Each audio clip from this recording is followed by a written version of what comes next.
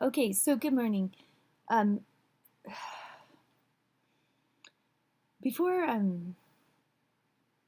before I forget, before I wake up too much to be open-minded to speak with you guys, I wanted to talk about the violence against women implications of my little case because I picked up a misdemeanor charge for doing what I thought was due diligence to record an abusive male who I was seeking proof that he's abusive to me and other vulnerable women.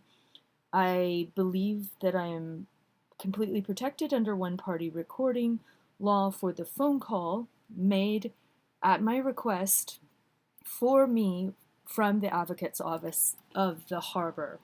The Harbor was rebranded. It used to be the Astoria Women's Crisis. It's no longer like it really wasn't only open to women at that time anyway, but the federal laws have changed so that Violence Against Women Act applies to men. So, what's interesting in the little discovery for the little case where Ozark, Iraq wants me in jail, woohoo, um, uh, chief of police, when there's some back and forth between the director of the Harbor, and for one thing, this is a complete breach of my privacy to suffer male violence in silence and have like any dignity as a crime victim. But oh, whatever. It's Clatsop County. So, chief of police is having some back and forth with this like investigator, Ken Hansen, and he's like, you may hit a roadblock with this in regards to Violence Against Women Act confidentiality when trying to talk with the Harbor. And he said, don't push it very hard because I doubt the DA will do anything with it anyway. So I was looking about 165.540 and found that in Multnomah County, it is so rarely prosecuted that a prosecutor will have to go to a supervisor to even get permission to charge it, okay? And as everybody has recording devices in their pockets and everybody's on TikTok and it was Twitch and Facebook video and Twitter and all the things, many different ways we have Vimeo and YouTube. It used to be Bamboozer for me, nonstop streaming. It just, even if the archaic law exists, it has been formally falling out of usage. So I was just had this like epiphany last night where I'm like, wait a minute. A woman goes into a domestic violence center for an advocate to help her with a discrimination from a separate nonprofit. How separate are they? Well, they're all intertwined because they want to boost their funding and make it look like this is a great big caring community. So CCA gives me a lifeboat voucher. That's Clatsop Community Action. I go over to the domestic violence center and ask a woman advocate to negotiate with this unreasonable discriminatory organization, Lifeboat, that persecutes women, kicks people out, and has covered up for the very thing I whistleblowed a year before, which is that the director himself engages in unwanted sexual innuendo around numerous homeless women and men, many of whom have confided in me. And there has been no reconciliation, no apology, no attempt made. I have been stonewalled, blacklisted, and boycotted. Kicked out, wrongful retaliation against a whistleblower, completely against best practices. But they're learning. They're new at this, so let's give them a chance to succeed and learn. So, say, where are we? Early March. By the time I know the letter has gone out from the Bureau of Labor and Industries reviewing the serious issues of discrimination and poor treatment of the vulnerable, I'm kind of like, okay, see, you are violating state law, or, there's a concern that you might be, so maybe now's your chance to come clean. And how long can you really be angry at me? Like, it takes a lot of energy to be that angry. If you have that much anger, that is a concerning thing itself. So let's give you a try. Maybe in the presence of a nonviolent, peaceful domestic violence advocate, we can work out a deal where Monica Gibbs hands off a bag of 2 t-shirts, 2 sweatpants, a jacket, and 2 pairs of socks to fulfill the voucher. You want to tell Clatsop Community Action to hand out your vouchers. And there had just been a KGW article stating that Lifeboat would be delivering meals to domestic violence victims at Project Turnkey in the former Columbia Hotel, this project that they're having trouble getting up and running. And I was like, oh, great. So we have never dealt with his use of sexual innuendo. So I'm hoping, because I made the report, even though he's like, oh, it's all her fault, kick her out. Behind the scenes, Aaron Carlson's like, get it together. Don't do this unprofessional stuff. You're making us look bad. So let's just hope that they could be appropriate. Not aggressive? Well, we actually know many people who are still being discriminated against or persecuted. Or, for instance, let's get him on the phone and see if he's going to grant a voucher. You know, it's really not that hard of a request. A couple t-shirts, some grimy old clothes that rich people donated to you from the kindness of their heart, so you could fairly distribute them. So this, my attorney friend down in California pointed out that the withholding resources and the threat of withholding resources in order to accomplish silence about misconduct is a form of extortion. So it's saying, if you're not quiet, you don't get to eat. So I'm extorting your silence by using the resources to extort. And I was like, high five, that's brilliant. Of course, that's true. So what was stunning? Well, for one thing, I thought Monica would answer the phone, and no biggie. You know, she'd be like, oh, I don't know, talk to a manager, like, and we'd be fine. It would just be like, oh, blah, it was discriminatory organization, boo-hoo, crying on the shoulder of this domestic violence advocate of how it feels like a slap in the face.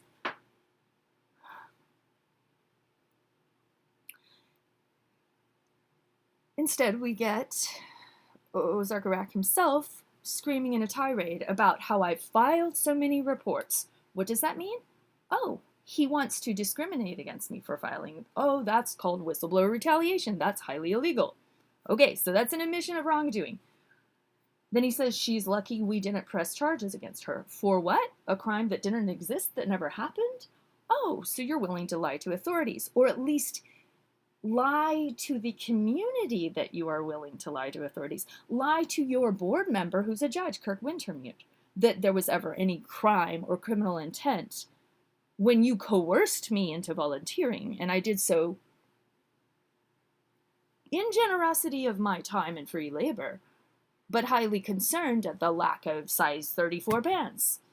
Call a company. Oh, now I'm a criminal for asking for a pair of pants for your clothing closet or the other closet or all the people you hate and kick out. Whomever the companies might donate to. So this is a little crime Ozarkarak tried to make up. And when I spoke to Erin Carlson, she was like, oh, you know, some people go and get pizza and pretend they're filling empty bellies. And I know you're not like that. So we've got, you know, if you had, she's lucky we didn't press charges. Well, oh, because I reported you for sexual innuendo, you have this little fake case in your mind against me to discredit me? Maybe because he was jealous of what I was doing. I mean, I heard he was mad when I brought food. I saw him giving me dirty looks if I even distributed anything out on the street in the free and open marketplace, because my form of distributionism is not greedy and rationed and extortion based. Like, oh, I'm only going to give you a jacket if you're silent about me harassing you. Like, no, that's wrong. That's patently wrong. So, and then he says she's predatory. And what is this a reference to? Oh, I reported a man putting his hand around my throat and forcibly fighting to keep pulling my clothes off and suddenly popping his unwanted, flaccid, like not able to support a condom type of penis towards my face or my vaginal area without my permission. We can call it a sexual assault. It's not the same as my kidnapping, brutal rape, right? So we have like rape, as what people would say, or we have these various shades of wrong, non-consensual, forced, coercive, fear-based, death threat-based, okay? So Judge McIntosh doesn't want to believe when he put his hand around my throat, I was afraid or creeped out or disgusted or anything. That's fine with her. She can go treat other victims that way. I'll hopefully never be in her courts ever again because she's not very trauma-informed. She's rather victim-blaming, and she allowed that perpetrator to lie through his teeth with the help of lifeboat employee Monica Gibbs. So when Ozark is calling me predatory to the domestic violence agency, that is because I reported an assault. And I reported innuendo. And that's what, in his mind, calling the woman the predator because she's reported male violence or male harassment or male coercive, creepy stuff or drug dealing and all the other things I reported, violent assaults, I'm the predator now, okay? Preposterous. And so if we dial it back, if the domestic violence charity calls you, hey, can you help this client? Well, what is the timeline for review? Like Ozark wasn't on probation forever for having a gun in his backpack. He was finally released. There is, in a system of justice, there is not long-term terminal benefit or cessation of benefits as a punishment. But in Ozark's world, he's very draconian. He's very harsh. He's very severe in his punishment. So she's being very reasonable with him. She's being very patient because they're trying to work this deal with their harbor, helps DV victims and CCA, gets this hotel, and then he can send some food over, right? And so my confusion is, how can you let him be around women? He is chronically rude to them. Ask the women. They know. They see it all the time. They've heard it all the time. They don't like it. People who have worked with him report this. So here he is proving my point for me, shouting into the phone that I'm predatory.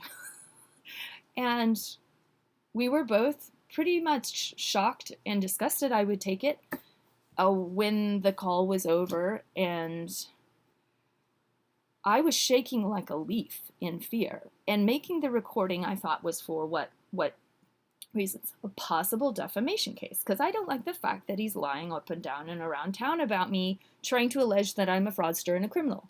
That's no way to appreciate your volunteers. That's not a compassionate or sympathetic outlook. And the huge point he's missing is what I have done for the homeless, I have done out of the kindness of my heart because I deeply care about the issue.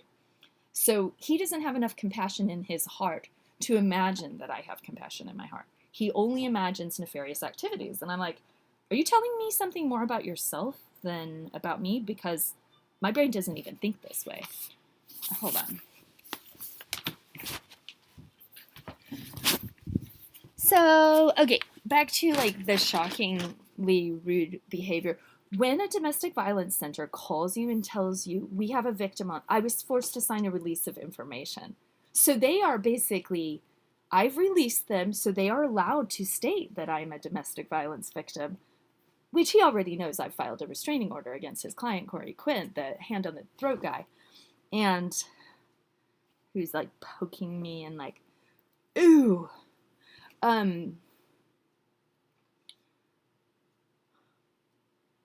Don't disrespect victims that way. And, for instance, if he had exceptional phone skills and was polite and kind and gentle and reasonable and possibly even had a timeline for renewal of my benefits, none of this would have mattered. But because he engages in a pattern and practice of repeated acts of retaliation, intimidation, I've been threatened, I've been assaulted, it was so concerning to me, his elevated and dangerously defamatory and aggressive tone with me, that I felt that it was necessary to record it for the due diligence should CCA and the Harbor want to keep working with him. And now that he's trying to have me press charges for my little 2-minute recording of him on speakerphone shouting horrible things about me, we need to turn our eyes back on his behavior. Why was he so rude, so aggressive, so humiliating? Why is the Harbor basically rolling over to play dead? Well, he treats his the clients that way. Could they lose their Violence Against Women Act funding if they allow him to bully and pick on their clients? That's one thing I'm wondering, is could they lose their VAWA funding? Could their VAWA funding be called into question? Could they be reported to the Charities Commission? Sure. Like, it's an intriguing subject. Is it a best practice? Like, funding aside, appearances aside, is it a best practice? No. If we have to call this abusive male needs to be trained in how to act polite and kind and respectful. He is highly embarrassed because that recording shows his bad personal skills. I'm being prosecuted because he has bad personal skills. And I'm being prosecuted in retaliation for reporting his innuendo.